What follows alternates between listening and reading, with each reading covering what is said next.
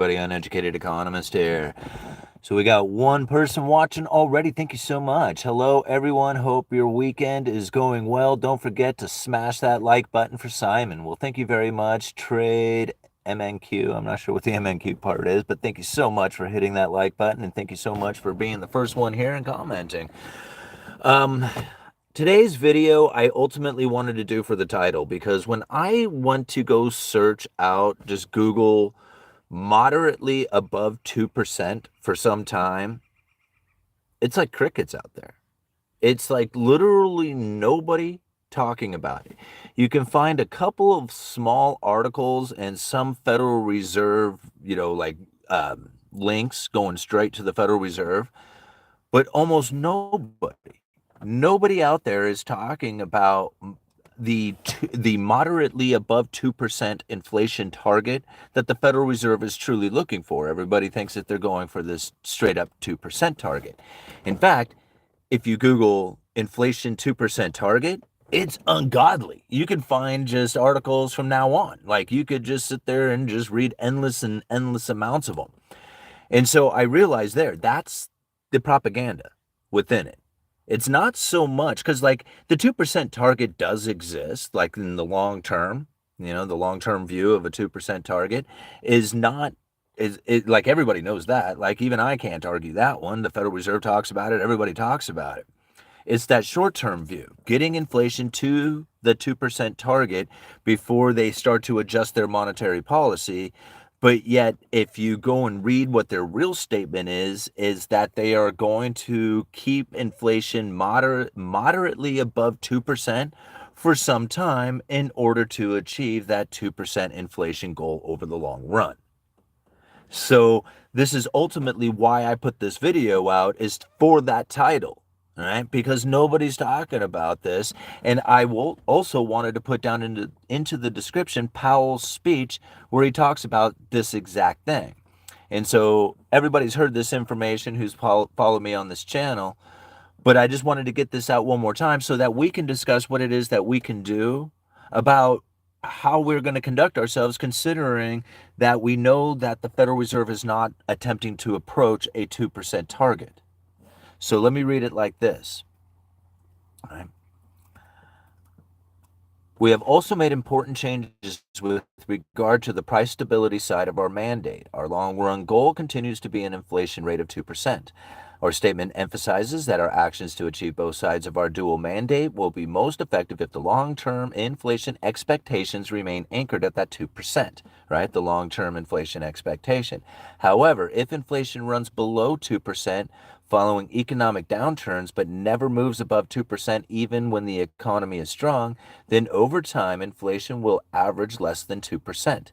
Households and businesses will come to expect this result, meaning that inflation expectations would tend to move below our inflation goal and pull realized inflation down. Here we go. To prevent this outcome in adverse dynamics that could ensue, our new statement indicates that we will seek to achieve inflation that averages 2% over time. Therefore, following periods when inflation has been running below 2%, appropriate monetary policy will likely aim to achieve inflation moderately above 2% for some time. In seeking to achieve inflation that averages 2% over time, we are not tying ourselves to any or to a particular mathematical formula that defines the average. Thus, our approach could be viewed as a flexible form of average inflation targeting. So, he goes on to talk all about this.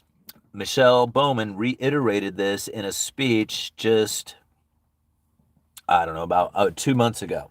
Right? She said the exact same thing, that appropriate monetary policy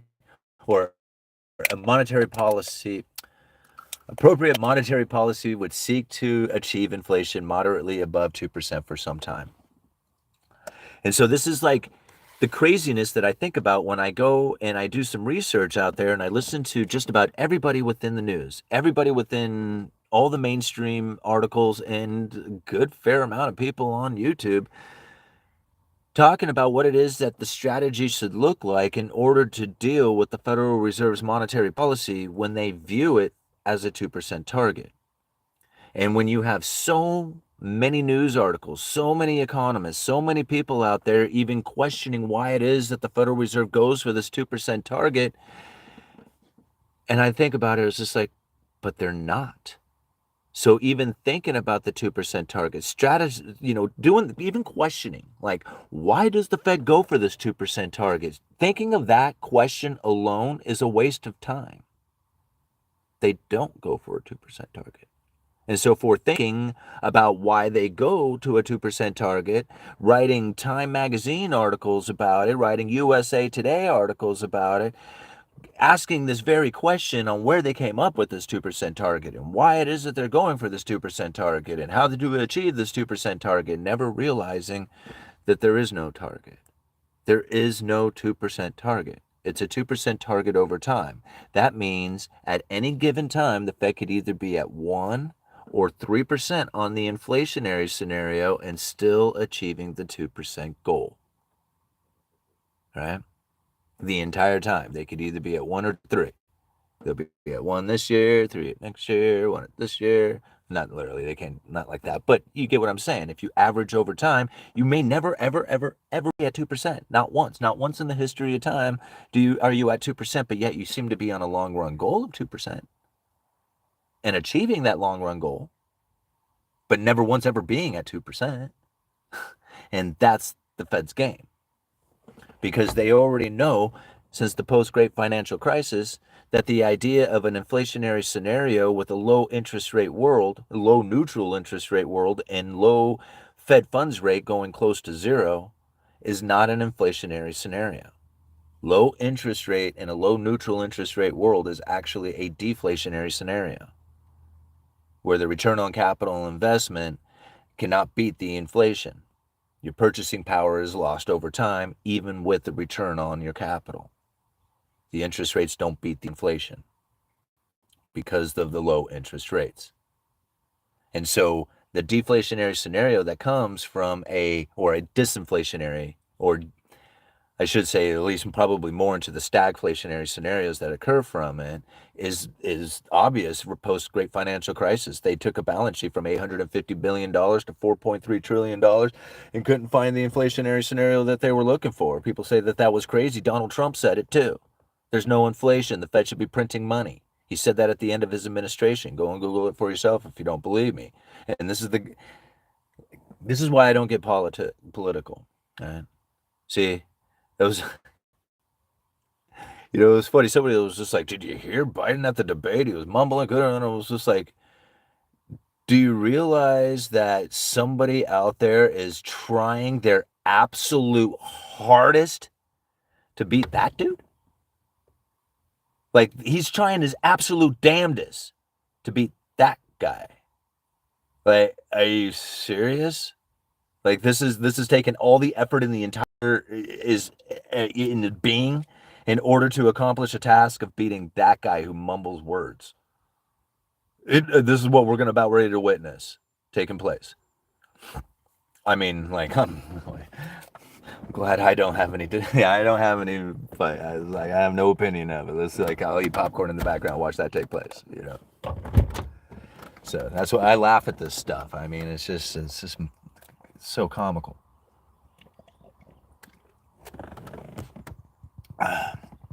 So where are we at? 9 minutes into this. We got 114 people watching with 27 likes. When you pay your car home insurance bill, do they math and see it's only up 2%? See what's only up 2%? Yeah. They are targeting 2% over time. They are. All right. So, in other words, they are telling us they plan on cutting rates a little, but to rein the average of about 2%, they are telling you guys that they are going to print more money. Wow. I don't know where you get all that deplorable. I'm not sure what all that meant. All right.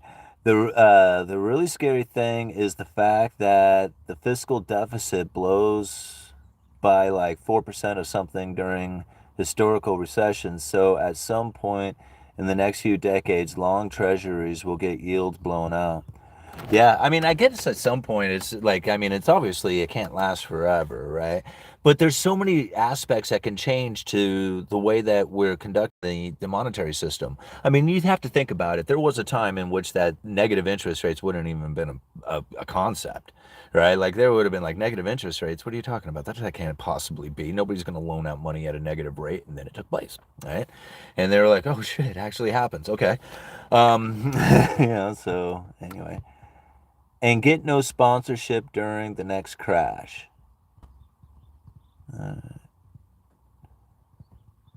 I don't recall which speech it was in. Maybe Simon knows. Simon has talked about it a lot. Okay. Which one are you talking about? They said in 2023 that they had only just made up for undershoot since 2000s. That's right. Here, hold on.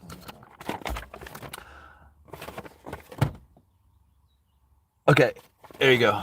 Monetary policy strategies for a low neutral interest rate world.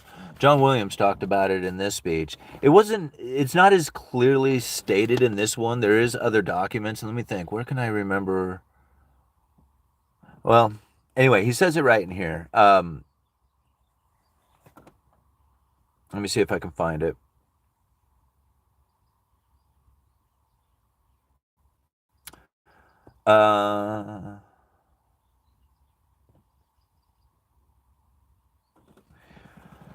So, really simply, I mean, this is one that I've read quite a bit, but I thought he had actually gone into a little bit more detail back in here, but I can't remember. Let me see. Let me go back and kind of go from the beginning here and see if it's actually in the beginning. What I was looking for. What long-run monetary policy strategy is best suited to anchor inflation expectation, foster price stability, and promote maximum employment? I emphasize long run because I will focus on the features of the systemic policy framework rather than the tactical policy decisions. This topic is not only academic interest, as was recent announcement, the Federal Reserve is embarking on a review of its long-term monetary policy. I will argue that the global decline of the neutral interest rate over the past quarter century poses a significant challenges to maintaining well-anchored inflation expectations in a standard inflation targeting regime. I will then lay out some alternative policy strategies that have potential of providing a solid anchor for inflation expectations. Even with a very low neutral interest rate, while preserving broad continuity with current inflation targeting practice. Now that I am already way out on a limb, I should emphasize that my remarks reflect my views are my own views and not necessarily those. Hold on one second. I got some glasses right here to make this shit easy.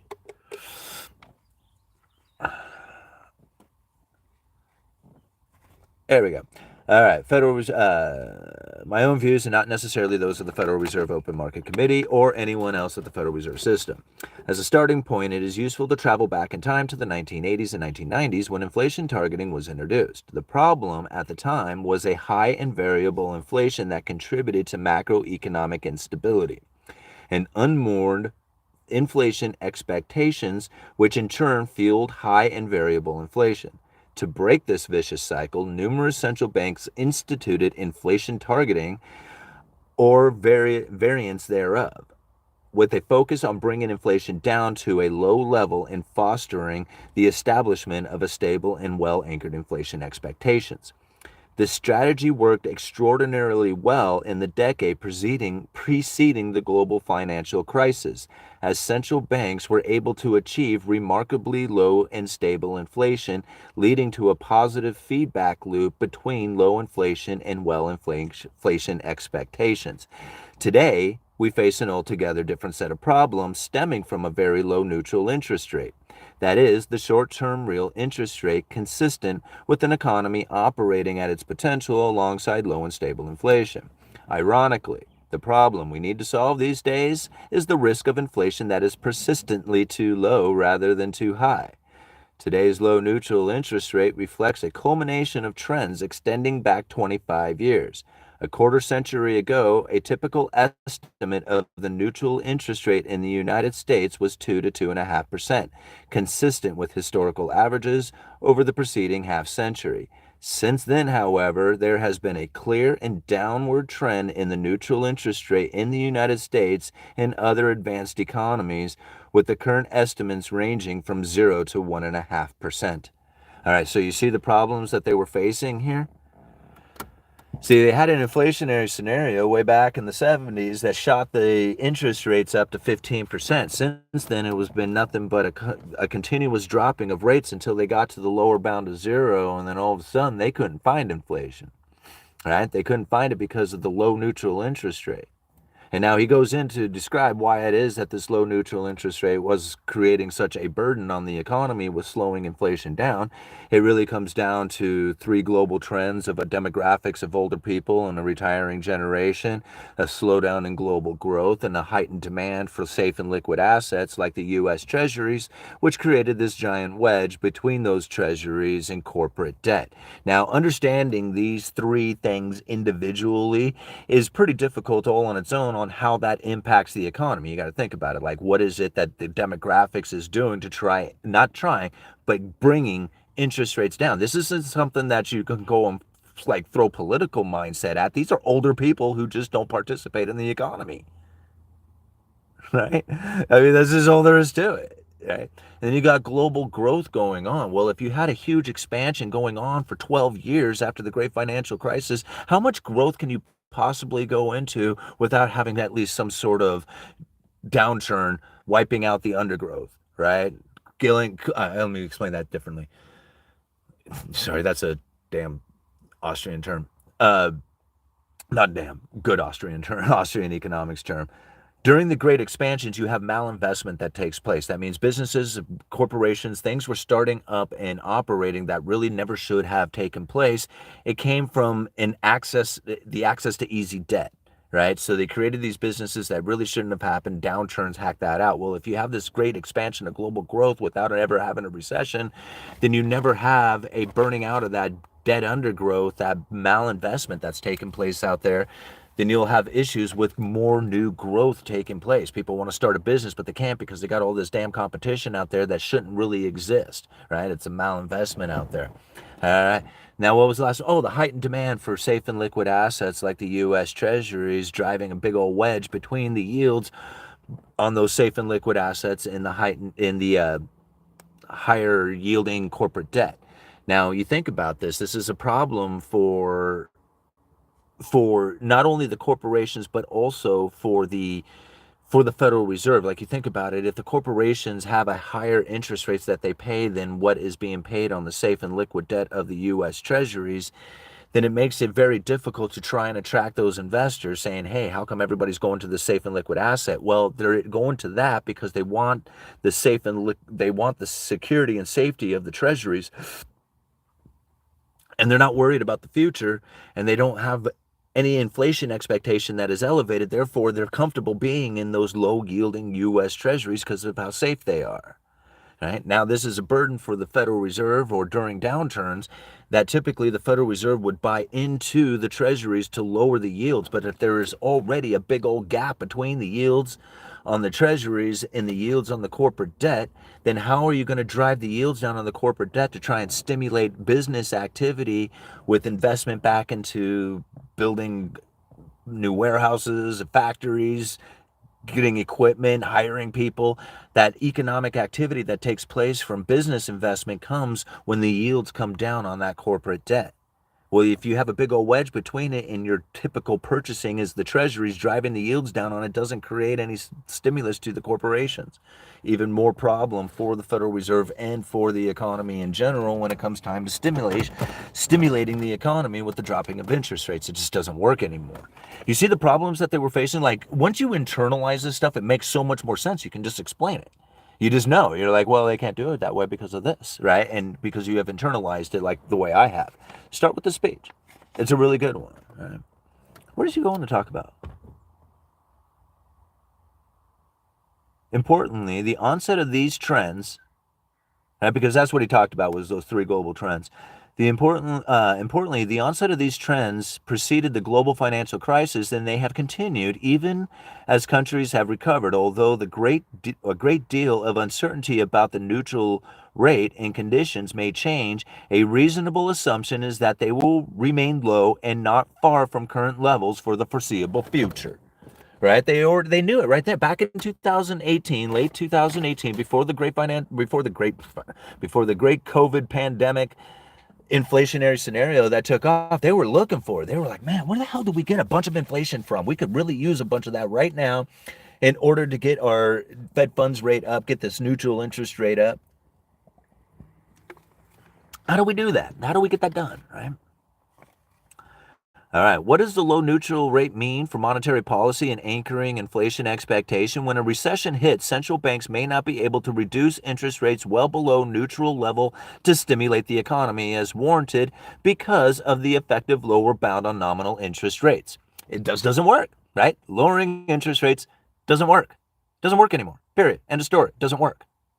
Nobody knows that, right? And nobody would know why. It makes sense that interest rates would fall, or that dropping interest rates would stimulate the economy. But he just said it right there.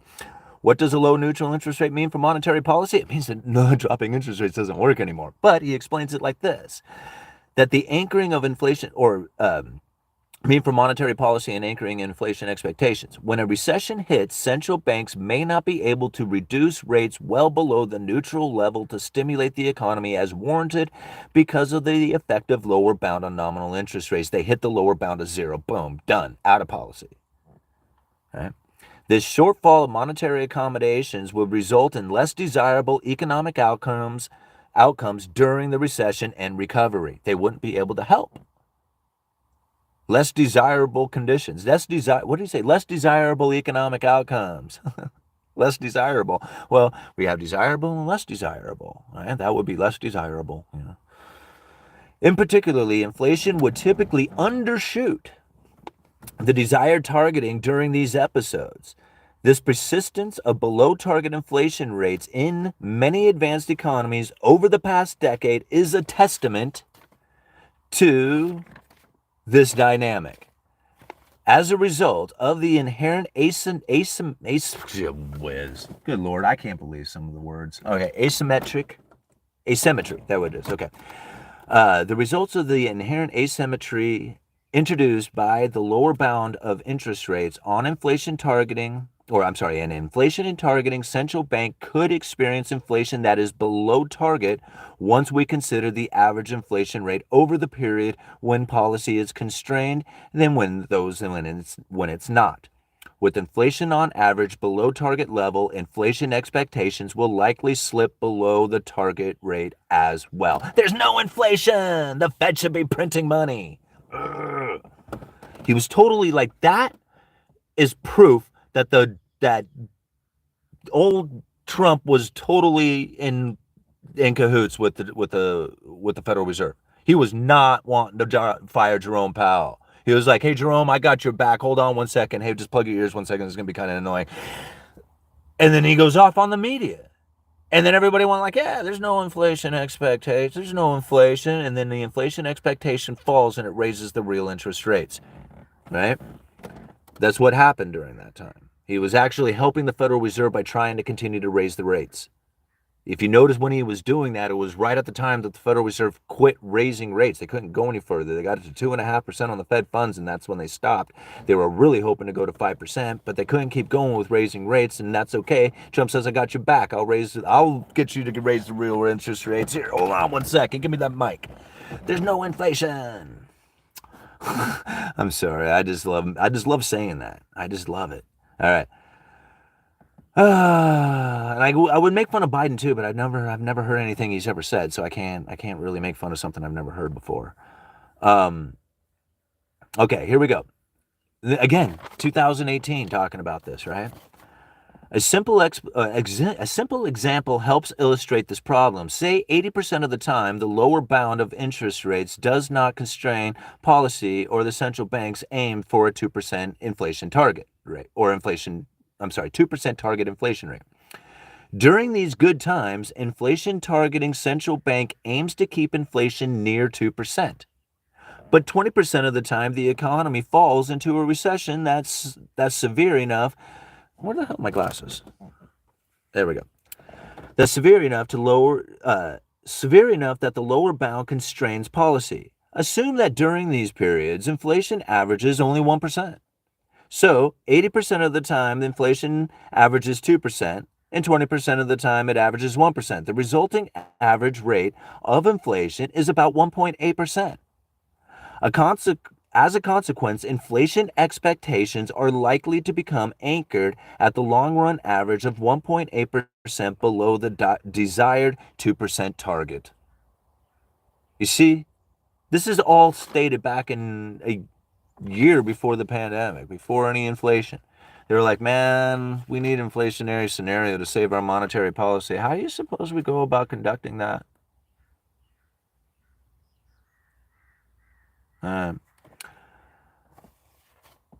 But the story does not end, right? This downward shift in the inflation expectation has a second round effect on real interest rates in the economy and inflation. When policy is not constrained by the effective lower bound, the downward shift in inflation expectation raises the real interest rates, further diminishing the degree of monetary stimulus, making the downturn worse and reducing inflation even more. Even in times when policy is not constrained, the expectation of below target inflation in the future affects the current decisions, putting additional downward pressure on inflation. In other words, monetary policy is always swimming upstream, fighting a current of a too low of inflation expectation that interferes with achieving the target inflation rate. They needed inflation. They absolutely needed it in order to conduct their monetary policy. He said it right there. Monetary policy is always swimming upstream, fighting a current of too low of inflation expectation that interferes with achieving the target inflation rate. They couldn't do it. They were running out of policy. This is good stuff, man. Like, I don't know anybody else who breaks this stuff down like this. Like, I could keep going. I could just, like, what else do we talk about? Like, let's break it down some more. Go hit that like button. We got 27 minutes into this. We'll stick it out for another 15 minutes. You get the like button up to 100 likes in the next, say, 5 minutes, and we'll continue on until we get to 45 on the stream. Maybe if you vote for OJ this time, it'll be different. I don't know. That's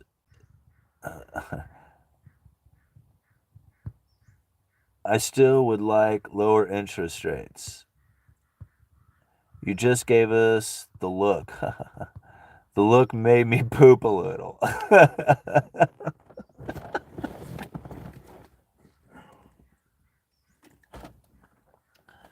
Who else is talking this stuff, man? Like, I dare anybody out there to have the balls to stand up and say, nah, it's not a 2% target. Everybody is wrong. The Federal Reserve is not doing what even the Federal Reserve is saying that they're doing on the mainstream media, because that's their propaganda machine.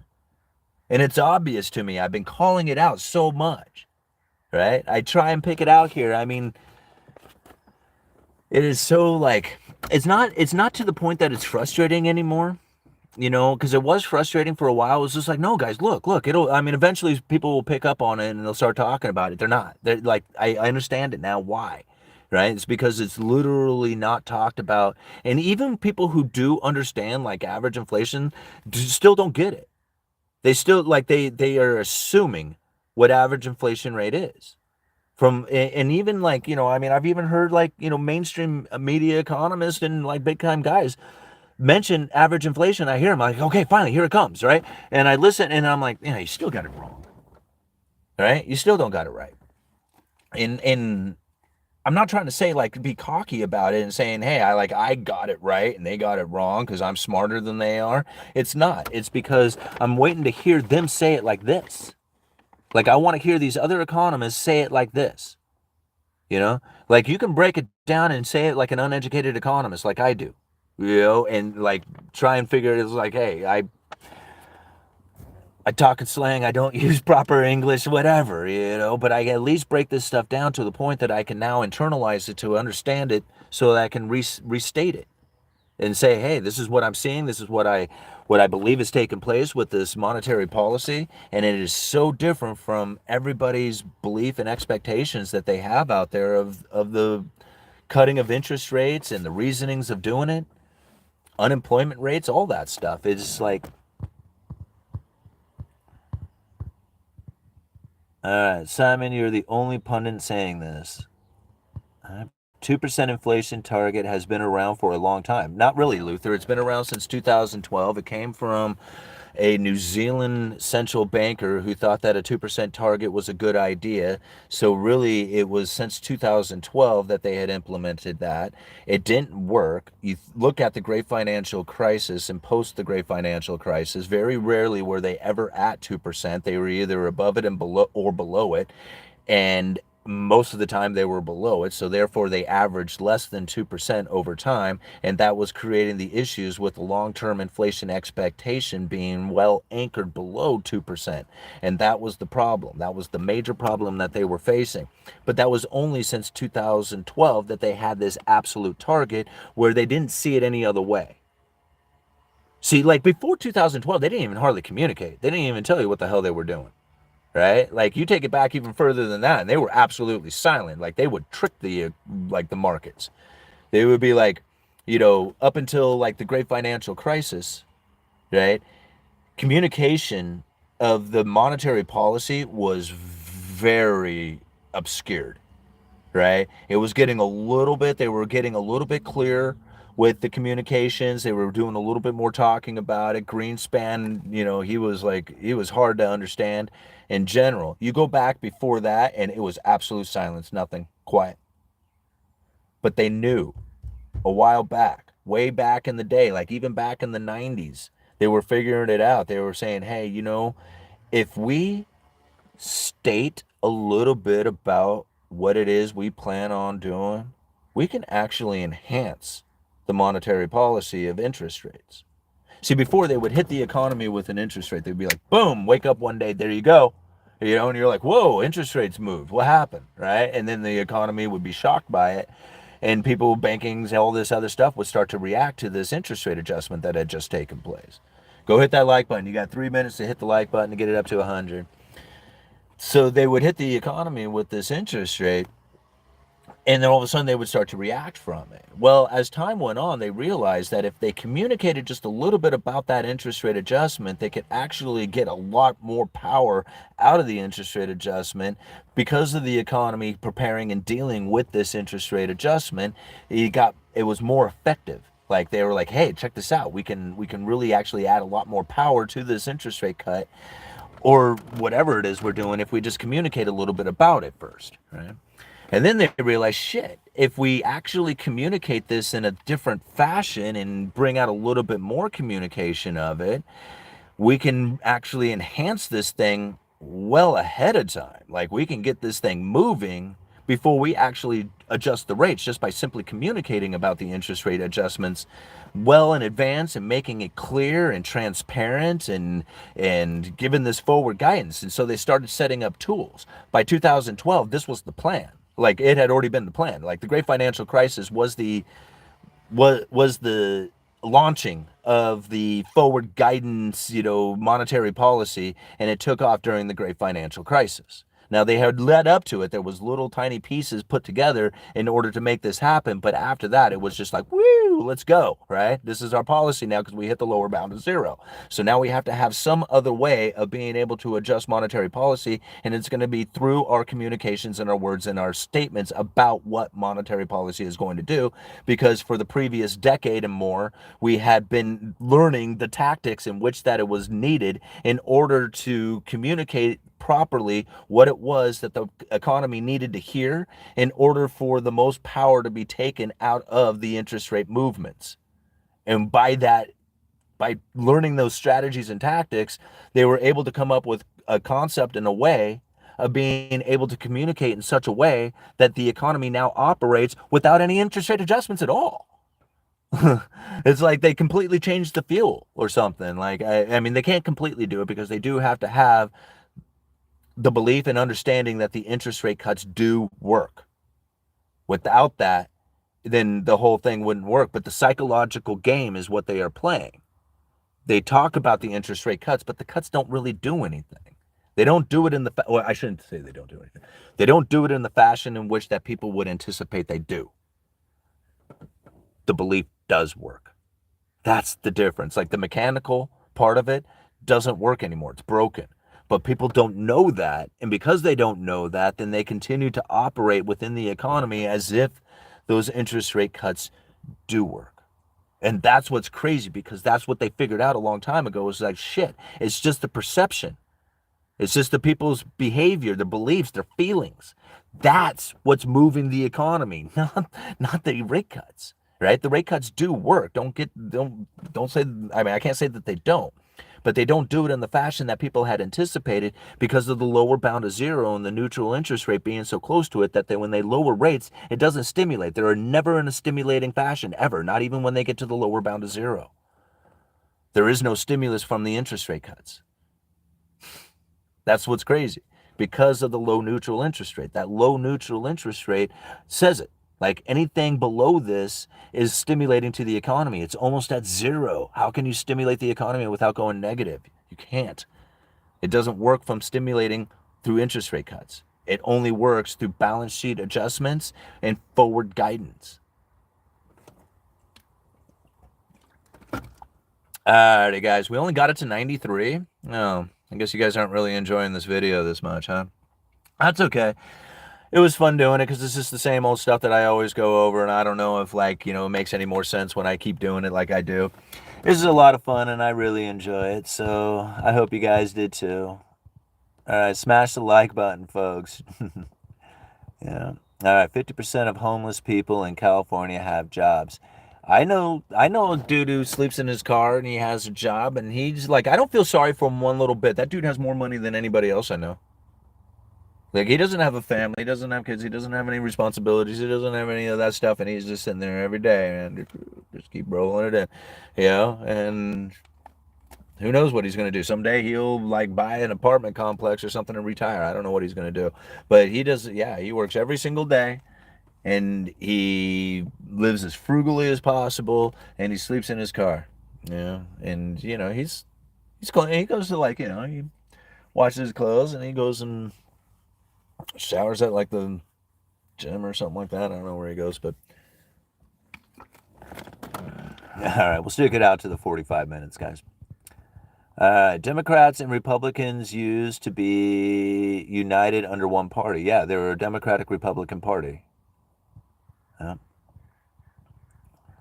Why we let the Federalists separate us is beside me.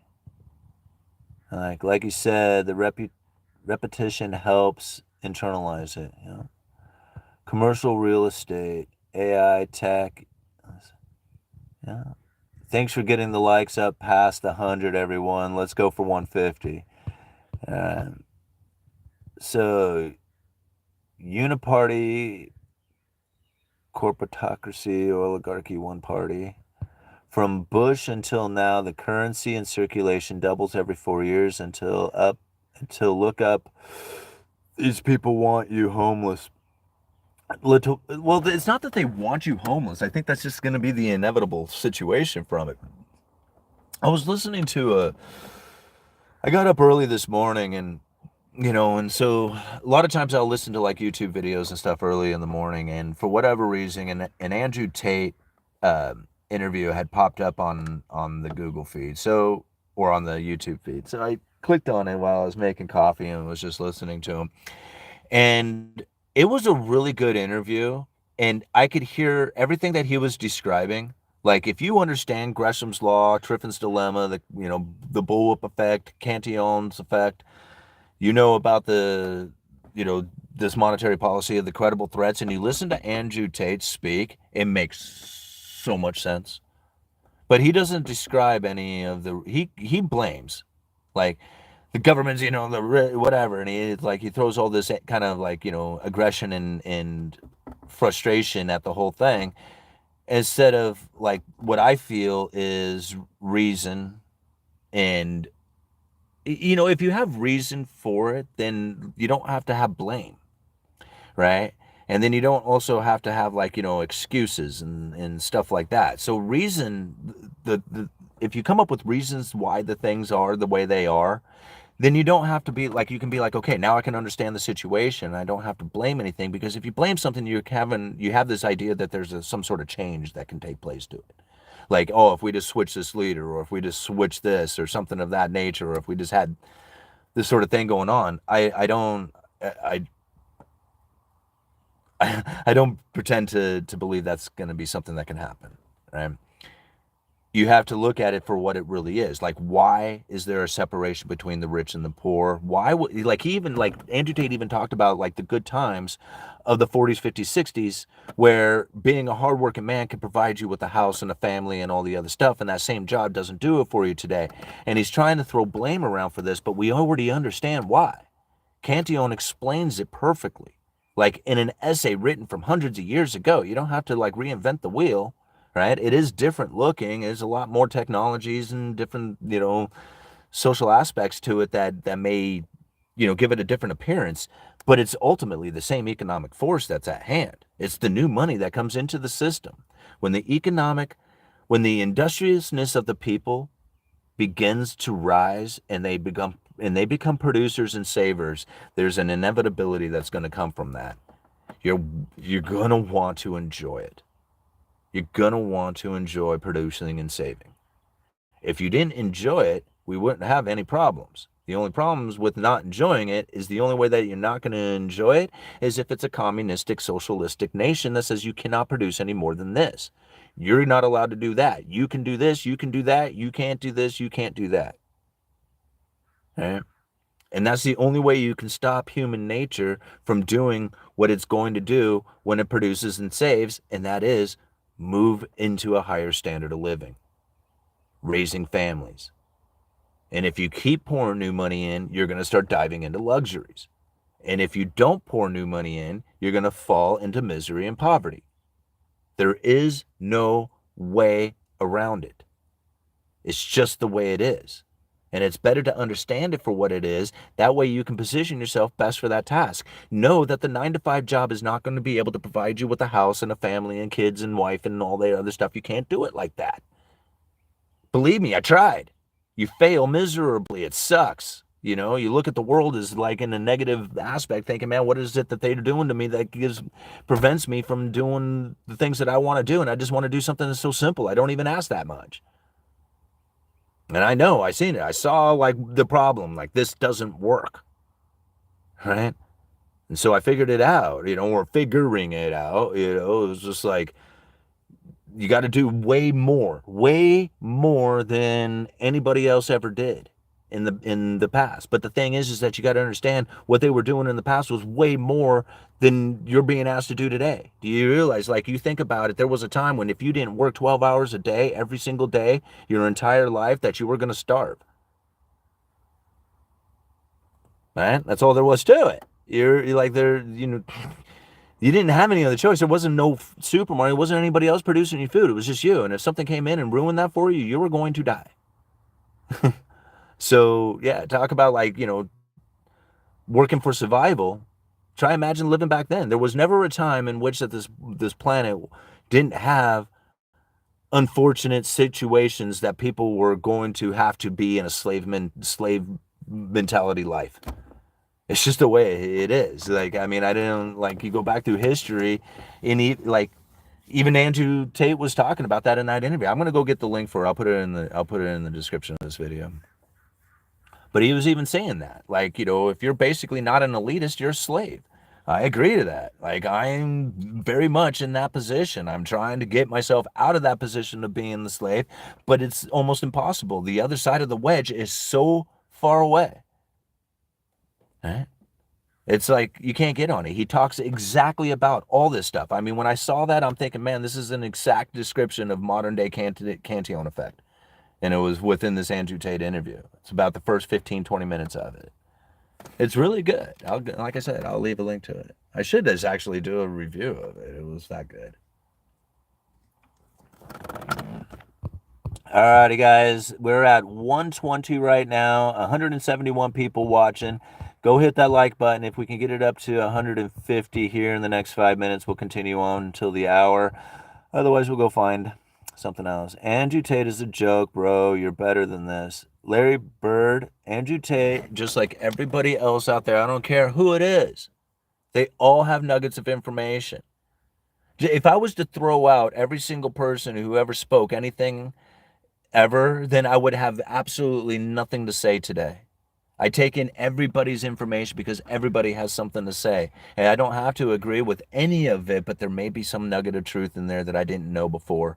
And I would miss it if I just didn't listen. Right? It doesn't matter what his opinion is. It doesn't matter what he's done in the past. It doesn't matter what he's done for his money. Right? Listen to the things that he is saying and the way he's describing how it is that he is an elitist and how there's a slave mentality of people out there and how it is you got that separation happening. All that stuff is gold. That is nuggets of golden truth coming from him. I don't care anything else about his past. The way he is describing Cantillon effect in a modern day scenario was exquisite.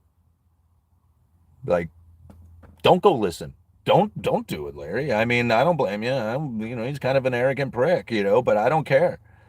I should have gone up and met him. He was at the Rebel Capitalist. I didn't realize who he was at the time, though. That was, in Houston, I believe. All right.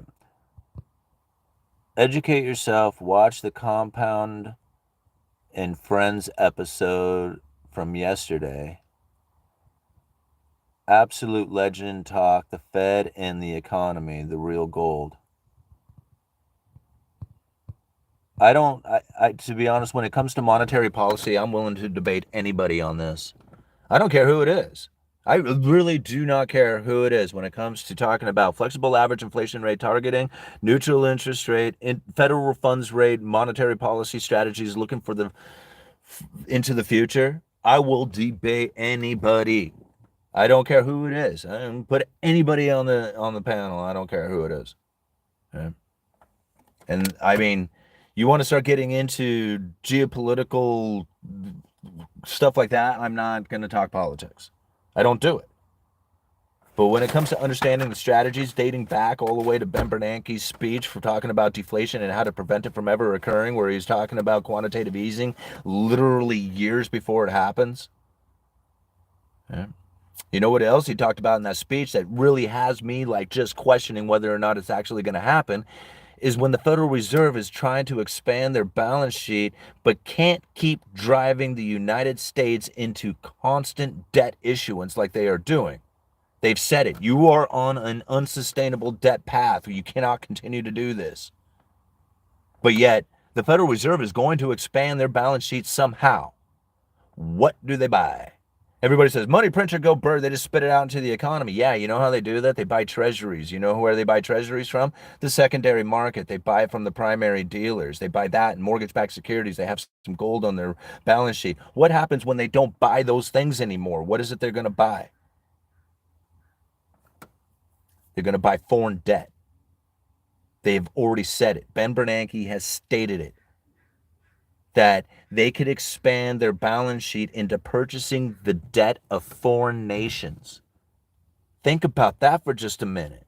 U.S. Federal Reserve notes, these are U.S. dollars, being issued, printed, right? Printed, digitally created to purchase that of foreign debt. Ben Bernanke stated that in a speech. How many people talk about that? How many people have that rolling around in their head as a possibility going into the future as part of one of the Fed's strategies? I never, ever heard anybody else mention that. Not in anything I've ever read from the Fed or anywhere else. That one time from that one speech given by Ben Bernanke way back in the day. Now, there probably is people who talk about that, who have strategies on that, who have communicated that thing. I've never seen it come up in their strategies from the FOMC or anywhere else. Certainly never heard it on a mainstream media. Yeah. So, yeah, you think if there's somebody else out there who's smarter than me about this stuff, go listen. Go listen to them, man. I mean, go figure it out. They're telling you about some 2% target and how the Federal Reserve lost control and that they don't know what they're doing. All right? And yet here I'm bringing it up saying, yeah, the problem that they were facing was an inflation expectation that was persistently too low rather than too high. And I got proof of it right here. I got proof of this and how they were coming up with the strategy on how they were going to run inflation persistently high, moderately above 2% for some time to make up for the past shortfalls from 2%. I got all this stuff for months. Months and months I've been presenting this stuff out. People thought I was crazy when inflation started to take off, and I said, this is what the Fed is looking for. They want this. You guys are falling for it. And they were like, dude, you are absolutely lost your mind. I started losing subscribers like crazy. I'm like, where are y'all going, man? This is it. The monetary policy is taken off. You think they lost control. They're not. They're totally getting it, and you're falling for it. You're actually helping them. And the more subscribers I would lose. And I'm like, all right, see you guys. I don't know where you're going, man. You're going to be back. You're going to be back when you realize that that dude in that car out there was talking about average inflation rate over time and how the Federal Reserve was going to keep the inflation expectations running elevated going into the future. They're like, man, this seems to be taking place now. Weird. All right, moving on. Where was that super chat? There it is. Hey, Django Geek, thank you so much for the $1.99. You're going to post your talk at the most recent RCL. Those are, I can't. Those are proprietary to the Rebel Capitalist Live event. Now, if you do become a Rebel Capitalist Pro, which he has over at, he has his own website, the Rebel Capitalist Pro, which is really good. I mean, the thing is just packed with like all kinds of really good stuff.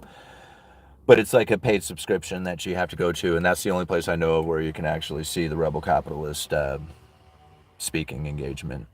So, no, I won't be. Nothing is free, that's true. All right. Debate the head of Warrenton Business School. Okay, if it comes to monetary policy, absolutely set them up, man. Give me the Zoom meeting and I'll do it. I'm not joking here, man. If you want to talk monetary policy over the last 2 decades, I will totally debate anybody on this when it comes to the Fed strategy. I don't care who it is. Put them up there. All right? I got this so dialed in that there's no way that they can beat me on this one. I don't care who you put the FOMC up there. Put the FOMC up on stage, man. Let's put me on a chair and let's go ahead and go through this debate and figure out what it is that's truly going on with this monetary policy. See, I can recall things really quick. I'd be like, oh no, what about your speech, bro?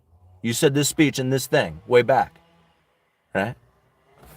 I mean, I'll do it, man. I mean, I'm not trying to be cocky or arrogant or anything else like that, but nobody else is talking the way I am. I know I got this information dialed in like I do.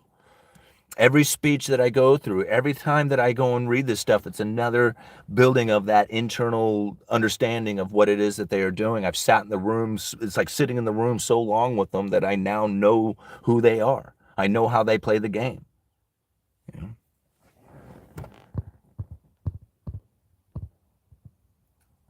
All right. Fleeting Harvest, $5. Thank you so much. Do you think there will be a crash in the derivatives market?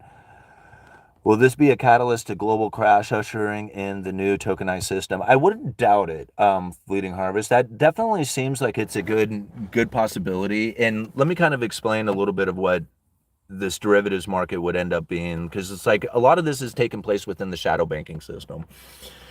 And so if you can imagine, like, everything that is derived from an actual investment that doesn't actually participate within the financial regulatory system. And so for an easy way to kind of understand it is like during the great financial crisis, one of the major problems that came up was when the mortgage-backed securities began to fail, that there was, okay. You guys are back, right? Yeah, okay. There was something called a credit default swap that went with that mortgage-backed security. So when a mortgage-backed security is created and sold, an investor might buy, or generally would buy, a credit default swap to go with it. It's like an insurance policy that says if this thing doesn't pay or if it defaults, the investor will be made whole again. And so they don't lose out any money, because as an investor, the key is to make money, but definitely whatever you do, don't lose it, right? So an insurance policy of a credit default swap would be a good example of what a derivative would be within this market. So the housing market starts to fall, this one starts to move up. So it's like the kind of the opposite, right? They would hedge, right? And so now these credit default swaps, they're a market all on its own. Right. So it's just like it's not necessarily like you have to have this investment in order to buy this. This is something that exists all on its own. It has it's like a price tag and an investment that anybody could buy into. Well, when you have a ton of these things being created on account of this particular item out here, right? So now this thing is huge. It gets big. Nobody knows exactly how much of this is being sold out there because it's an insurance policy that's on something else, right? And so this is done in the private market where the actual mortgage-backed security itself might be being, a financially regulated part of the system in a sense. All the rest of this isn't, right? And now all the rest of this stuff is in all kinds of investments out there, not just mortgage-backed securities, but everything else out there. And there's all kinds of forms of this type of derivative type behavior. And so this is gigantic out there. So now when you think about when the mortgage-backed security falls, all of a sudden, boom, all these credit default swaps kick in, and now we got a problem, right? As the domino effects starts to run through these portfolios and different systems that are out there. I'm trying to keep it as simple as possible, but it gets really complicated when you really start to think about how this dominoing contagion effect can really start to take place as default starts to kick in. People hold assets on their portfolio. They price those assets at a particular price, right? Well, if that asset starts to fall, now you got issues where your credit rating starts to fail. You can't get your loans in. Credit markets start to freeze up for all kinds of reasons. And considering that a lot of this can be triggered inside of an unregulated shadow, created banking system, yeah, who knows how big and how fast and how quickly that can take place. So, and this is really where like the Federal Reserve could possibly step in to, buy toxic assets or whatever. My computer down? Well, maybe it's dead anyway. Oh no, there it goes. All right. Did I get another one?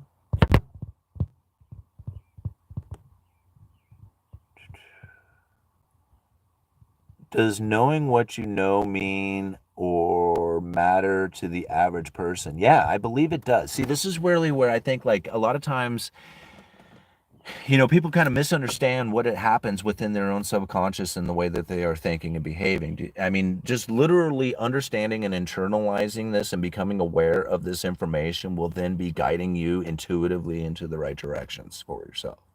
Like as everybody else is anticipating and waiting and choosing to wait and on their investments and things that they are doing within the anticipation of a 2% target for the Federal Reserve to move their interest rates, being the economy.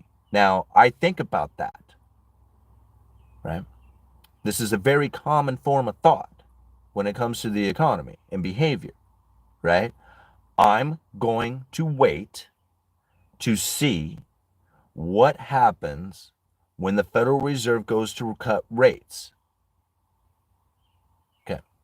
Now, this in waiting for the 2% interest rate achievement, right? 2% inflation rate achievement before the Federal Reserve cuts rates. Like this is how most people are taking their strategy. They're strategizing, right? It's incorrect. It's not the correct strategy. Now, I'm not saying that the ultimate results might not be a good thing or bad thing for them. They may land out and just be perfect and everything works hunky-dory for them. And they'll be like, look back and go like, see, and I'd be like, okay, yeah, you everything worked out well. I mean, everybody like can succeed. I don't know how to like, explain that, everything might just be fine for that person who does that. But me personally, I look at that and I say, well, that's incorrect information that you are now making your decisions on. The Fed doesn't go for a 2% target. They're going for moderately above 2% for some time, whatever that means, right? And so now I have to go and search and interpret what that means and why they are going for moderately above 2% for some time. And now when I go to search out that information, I realize that they are actually looking for an inflationary scenario, not trying to fight one. So now that has me believing something completely different about the way that I need to invest, because now I look at it as now I don't think about them achieving a 2% target before they move the inflation. I'm thinking Their communications about inflation adjustments or interest rate adjustments last year has already stimulated the economy. In fact, I've done videos talking about that very thing. Like, I don't even look at it the same way anymore. I'm looking at it as something that's like, okay, there's your belief. I understand it. I've seen your belief, and I know that that actually impacts the broader economy in a different fashion. Now I have my own understanding and what it is that I plan on doing when it comes to dealing with interest rates and inflation and my investments going into the future. Now I look at it as like okay, so the moment that the people really truly believe that there's going to be interest rate cuts, not this false belief, but true belief going into it, that is actually going to stimulate the economy in a real fashion that may actually start bringing in the home builders in a new fashion than we are experiencing today. And if we have this new fashion of people participating in the economy, we have a new economy altogether, which is going to be much different before they even cut rates. It's just the belief of it. Well, if that begins to happen, well, then I think that the lumber industry, being that it's in shambles right now and mill curtailments are running rampant and there's a depletion of inventory and lumber future prices are in a downward slide, I think that might shift. Now, the Fed hasn't done anything, but my understanding of what it is that they are going to do into the future has a different investment technique than somebody who's like, okay, so when are they going to get to 2% to adjust rates? Totally different mindset, right? Now, that's me personally and what it is that I got going on, right? Now, for you, that might be totally different. You might be in a situation where it's just like, no, I got to wait to see if Trump wins to see where I invest. Okay, man, that's the meaning you give it. That's the world that you are building. That's the investments that are going to be taking place when you go and make those decisions. Like, that's a whole new world for somebody like me. I don't do that, right? I don't put importance like that on it. I don't give it meaning like that. Like, I do it much differently. Like, I look at investments as like unloved, unwanted, unappreciated, valuable stuff out there. That's really where I want to be. Right? And so most people don't look at it like that. They look at it as just like, when this person gets in office, my life is going to get better or worse, and then they, build a whole world around that. Alrighty, guys, we got it up to 150 likes, 154 likes. What time is it? It is 9:45. I'm going to give it till 10, and then we're just going to call it quits at that because the family wants to go and do some stuff this weekend. Over in Claskenai, they do Heritage Weekend, I believe is what they call it or something. And anyway, Claskenai is a town that's just east of us. And apparently it's like the whole town does all kinds of festival kind of stuff. So we're going to go check out a car show and go check out Farmer's Market and go check out things like that. Over in Claskenai today. And I'm going to go hang out with John. All right. Whoa, shoving 2% up there is too much. All right. Don't read my comments. I won't. I mean, dude, it's one thing to have, it's one thing to be like, hey, I got a difference of opinion. I got, an argument for it. I got whatever, and so, but it's one thing to just dominate the entire chat. So, can you please give an example of stocks you invest in? I'll tell you exactly what I invest in. And I'm not telling you what I'm going to invest in, right? If you want that information, we talk about that in the members only live stream. I am not somebody who gives investment advice. I just want that to be absolutely clear. I try to break down what I see happening within the economy so that you can make the best decisions for yourself. But when it comes to investments into the future, I don't talk about that stuff. What I have done, and I talk about that, and I've talked about it in the past, even when I was doing it, and I will tell you when I do it, right? Not what I'm going to do or whatever, or my beliefs or what could be taking place in the future. I've already kind of feel I do that. But when it comes to my personal investments, I have invested in Coinbase. All right. I did the dollar cost averaging for a year when it was at its low. It worked out well. I'm up 240% on that. I don't know what it is today. It's a little bit down. So I'm up over 200% on that particular stock, dollar cost averaging for a year last year. All right. Did great. I buy into the Vanguard Total Stock Market ETF. right? Dollar cost averaged into that for the previous year before that, before this last year of doing Coinbase. Along with that, I had done the Russell 1000 growth stock Vanguard ETF. Again, I had dollar cost average with the total stock market ETF.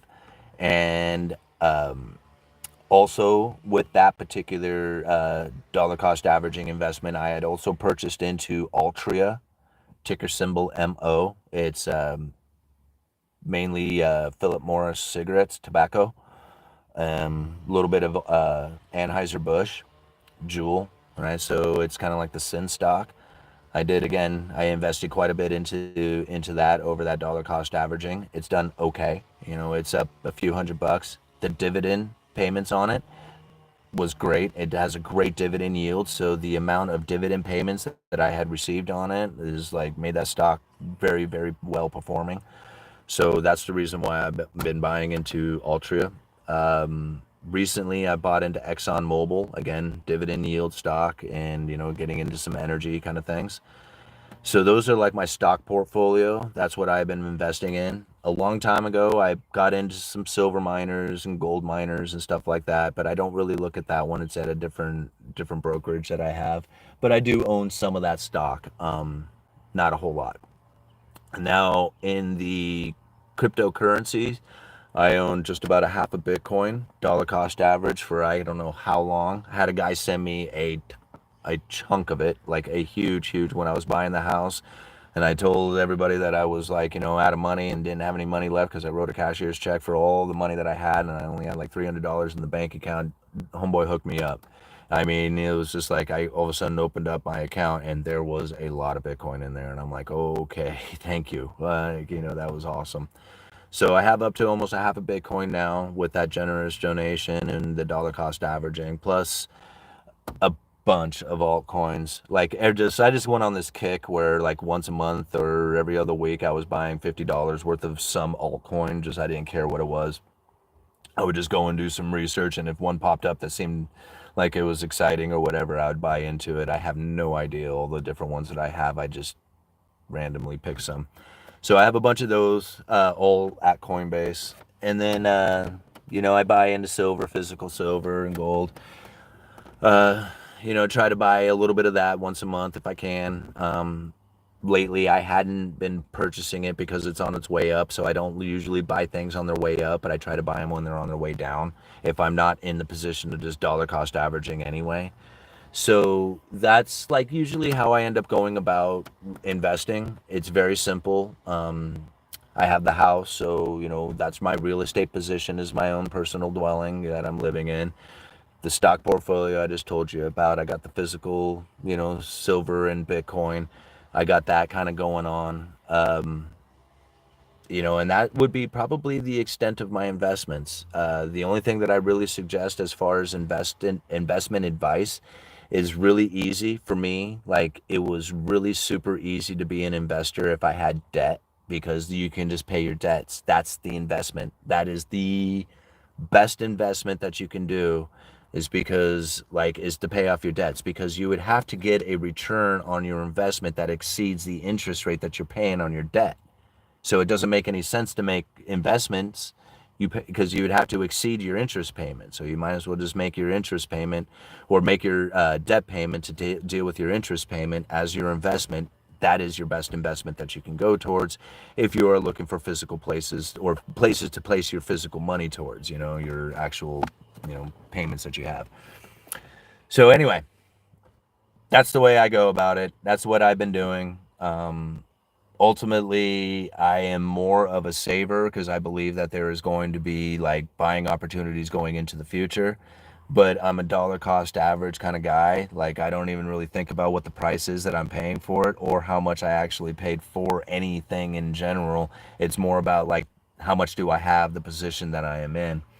Now, that's more with the with the silver and Bitcoin kind of positions. That's really kind of how I think about that.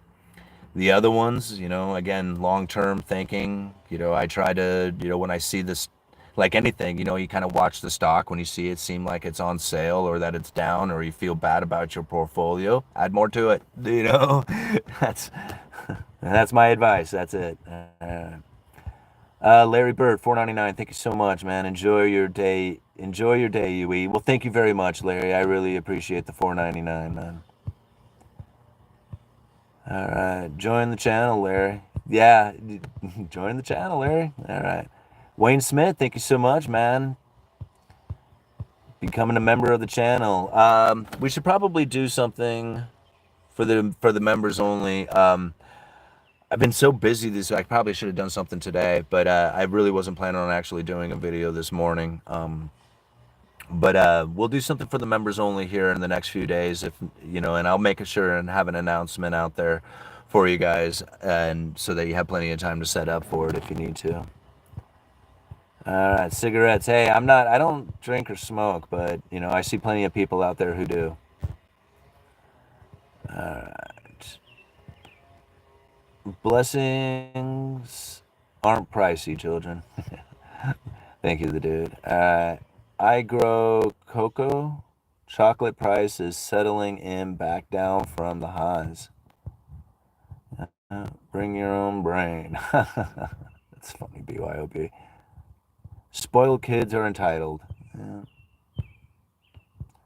You know, and I would like, I think Freddie's a bit spoiled considering, you know, like some of the other thing, like some of the ways, like not necessarily the way I grew up, but like, you know, maybe like what some of the other kids would have opportunity to do.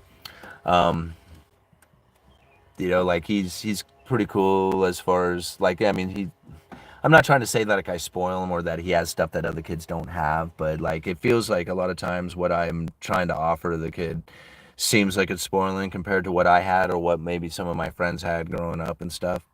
But he works hard, right? I mean, he gets really good grades in school. He tries really hard at his sports and his weight training, and you know, he does his chores around the house and stuff. He does all the stuff, right? So I can't really get on the kid when he like plays on his phone a lot, you know. And it was just like, well, you know, as long as you get good grades and you do your chores and you're doing all this, you know, other athletic stuff on there, then yeah, I mean, you know, I guess that's what kids do nowadays. Like when I was a kid, we played outside. Like that's what, like you weren't allowed to be inside. You had to be outside, you know. Well, now it's not necessarily safe to send your kids out to just go roam around town. Like I used to roam around and just check in every once in a while. Like you had to be in when the street lights came on, kind of stuff. Like, you know, you felt safe to talk to like the neighbors and stuff. Like it was okay to like, you know, go over there and you know, and talk with them and stuff. Like nowadays it's so, you're so worried about like, you know, what happens because there's so many strange things and crazy stories that happen out there.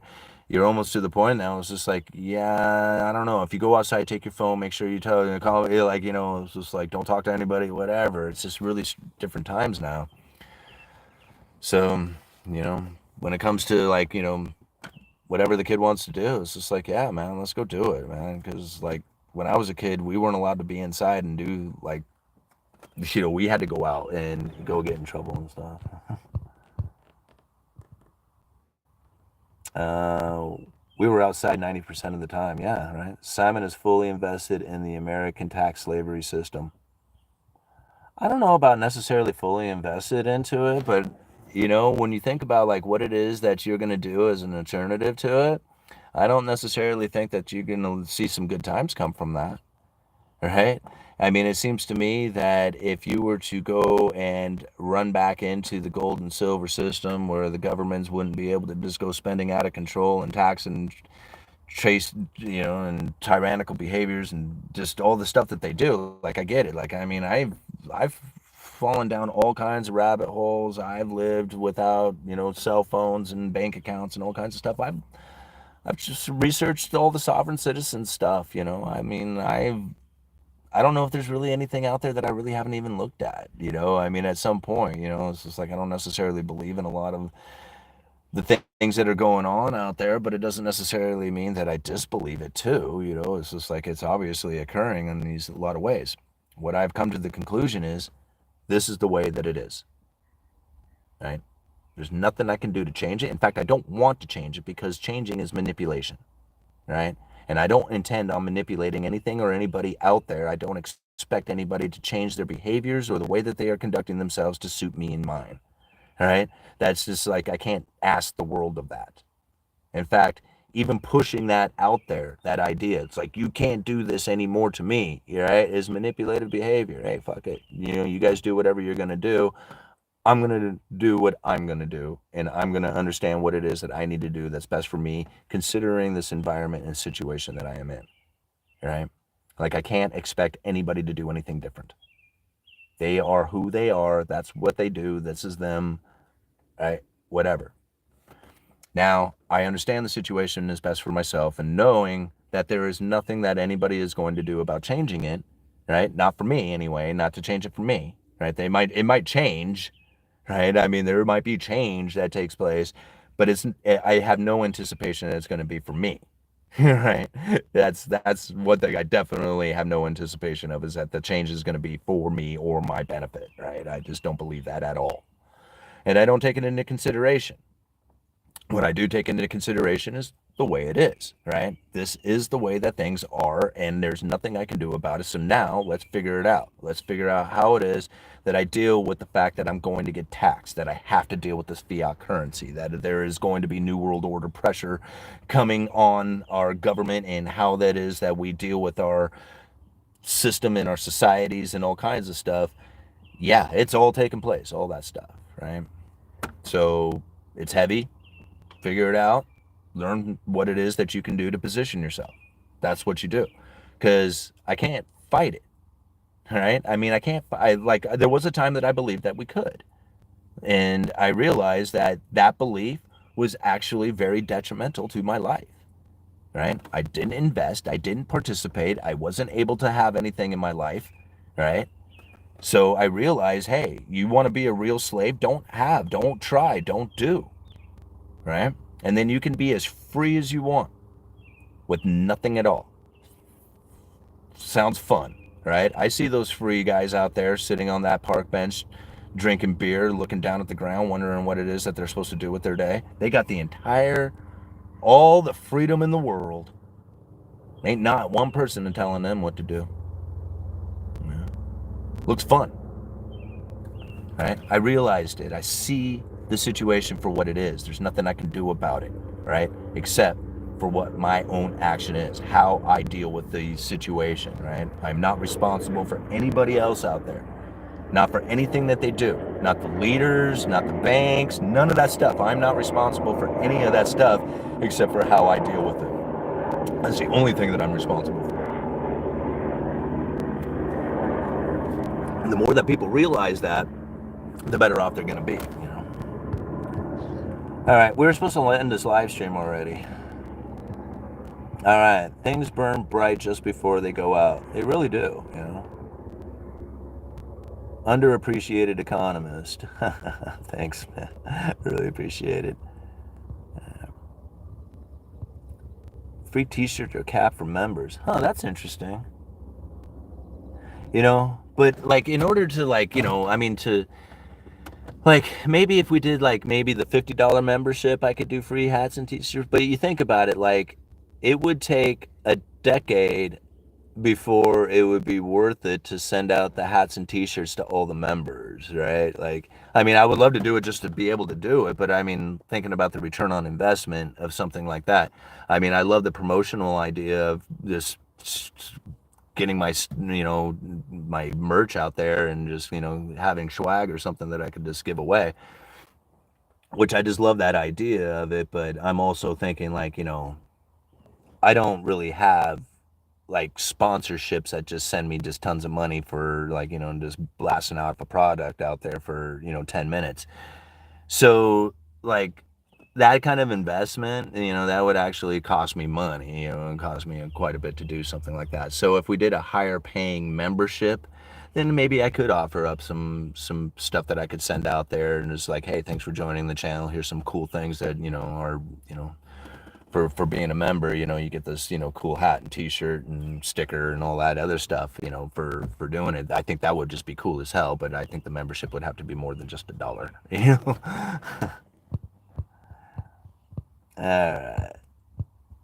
Let's see. I don't know. What are we going to do, guys? I guess we got to call it quits. You guys ready to go? Yeah, I was just about to come and get you. Yeah, it's done. You want to say hi to everybody? No.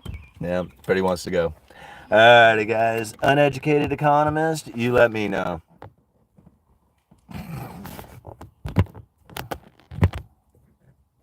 I should have let you do that. Yeah.